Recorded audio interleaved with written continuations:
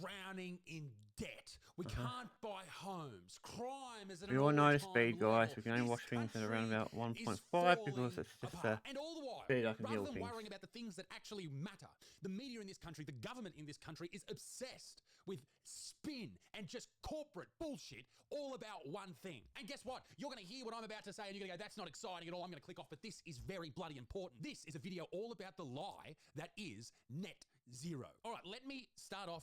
Yes, the what net I zero mean thing. about a lie.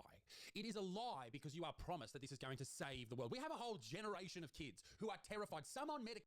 So yeah, there's a whole lot of thing going on around about this net zero stuff. I believe here's the thing about me. For me personally, I think it's a good idea. Obviously, the student environment type of thing. But I don't like how they're talking about it. I think they treat it badly because well, this video will go through it. What we've got to talk about. And adults too, because of the quote-unquote global climate crisis. All right, there are people living their lives terrified. Genuinely young people believe that they won't be able to live a full and happy life because the world's going to end because of climate change.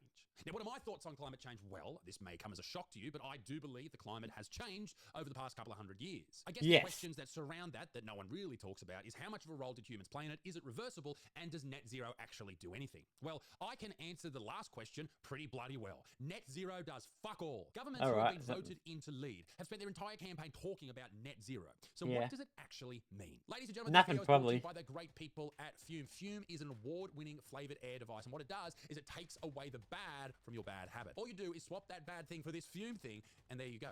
You've broken the bad habit. Flavored air contains no nicotine, no smoke, no vapor. It is just flavored air. My favorite flavor, in fact, is crisp mint. It's very, very yummy. I like it a lot. It's light. Of course you do. And you can have something in your hand, so you're still doing the action, that sort of thing. It's very, very helpful to break those bad habits. And with more and more people taking up those, I don't really have that bad habit, so I don't really smoke. Over 700,000 people have already started their journey with Fume. You'll get a QR code emission fee, but all right, here we go. write it off. We go, they don't matter because we've put a fucking tree over here. Okay, I'm being facetious. It's not just trees. We're talking about renewable energies. And when you put them in place, say for solar energy or solar panels, it offsets the carbon that is being released when you make electricity. Except to make the solar panels, you have to release a heap of carbon. Anyway, whatever. So the carbon isn't actually going anywhere. Well, it's going into the atmosphere still. It's not actually disappearing. In fact, it's just being cancelled out on paper. Whatever the fuck that means. You can also I don't get that. people to absorb it. I don't know what that fucking means. And you can also buy things called carbon credits. Wow, isn't that amazing? This shit stinks like it's some corporate fucking lobbying bullshit. That's what it smells like, okay, ladies and gents? What's more is it's become a religion. People are obsessed with net zero and the whole I don't even care about it that much. And I think that people use this type of shit like a religion because they're so desperate for answers. They've grown up or they've continued to get older and understood that, you know, the whole world's going to end because we drive cars around and we burn fossil fuels, etc., etc. Now, I don't disagree that we should look after our environment. I think the only thing I disagree with is, well, net zero. I think it's a fucking just a ridiculous lie. But what I don't disagree with is using renewables. But what I do disagree with is saying, hey, we should use renewables next year. Okay, that's what you hear. Oh yeah, definitely agree with that. Don't use it now. In the electrical engineer business, and they are very. So yeah, you would want to use them as technology goes, guys. Slowly and steadily. As the technology improves, you'll be able to use more and more of it, and will definitely become a bit more usable. At the moment, it's still early. Still got a lot to do. Very much more smarter than I. All right, let's go. To me, yeah, it's great in theory, but in practice, it just doesn't exist. We don't have the infrastructure. It's not there, and it's not going to be there for a very fucking long time, and it's going to cost a fortune. Yeah. It's going to cost an absolute fortune. Whole probably the best idea for the time being. All to get to net zero. This whole process is going to cost a fuck ton of money. Oh, Australia is already in a massive amount of debt. So is America, so is England. We're all in fucking debt. And Australia's government wants to sign us up for all these net zero targets, which is going to cost millions of dollars. When I say millions of dollars, I mean not just on the... Like, you're going to have the jobs issue. Obviously, a lot of people are going to lose their jobs because of that. There might be some new jobs, but I don't think that's going to be a real thing. I don't know, I'm not a big fan of the net zero type of thing. I mean, yes, I agree with technology should change over time, but it should be gradual, not quickly. Billions of dollars, and we are already in $1 trillion debt. And you know what? This may end up costing another $1 trillion. And that's the crazy thing. Is the government is using our money, the money we pay them, through taxes, to do what is right for us, what is most beneficial for us. And they're giving it away to this concept that no one can really explain without mumbling their way through it. It's a fucking pyramid scheme is what it is. That's what it sounds like. You're not stopping the carbon. Not to mention, Australia's this tiny place that emits less than 1% of the world's fucking carbon.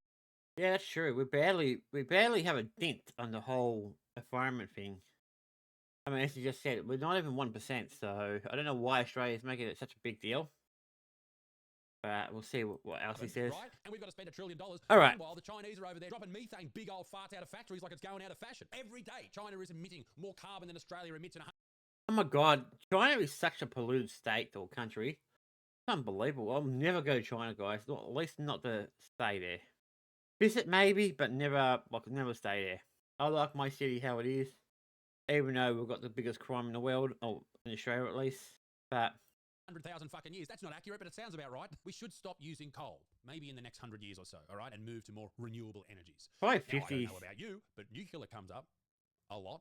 All the time. Now people freak out about nuclear and they worry and they're stressed. Like, what do you do with all the waste? And what if like a Fukushima thing happens, like it did in Japan, or what if what happened in the Ukraine happens? Now you've got to remember, particularly with what happened in the Ukraine and Chernobyl, that happened. Was that the 80s or the 70s? It's a very, very long time ago. 26th of April, 1986. That's 40 years ago. Yeah. Right? Now you may say correctly that 40 years is not a long time, but when you are speaking about technology, 40 years is a very long time. Nuclear power is far more safer than it's ever been, and that's why most countries use it. And don't get me wrong, you would face enormous amounts of cost if you decided to set up nuclear reactors all over the country to produce nuclear energy. And don't forget how nuclear power actually makes electricity, right? You take the uranium, you split the atom, you do all that type of stuff. The fusion creates enormous amounts of heat, which boils a lot of water, creating super hot steam and super powered steam, and it spins a turbine and creates electricity. Okay, so there's nothing nuclear coming into your house. Isn't it amazing how much he actually knows about it? I mean, he explained it pretty much bare bones. So I'm pretty happy with it. I know how it works, a bit more detail, but he's basically got the gist of it. Yeah, so he's right. It's just splitting the atom. It correct. Obviously, it heats up, heats the water goes around turbines, blah blah blah blah. It generates electricity that way. You don't have nuclear actually going to your house. I don't know whose idea that was. That's said that. I don't even know if anyone said that. It sounds stupid. We all know that's not how nuclear works. Like, chill the fuck out about that. It's a whole lot safer, and it's something we should definitely look at. Definitely expensive. We're looking at like $300, $400, $500 billion over 20 years.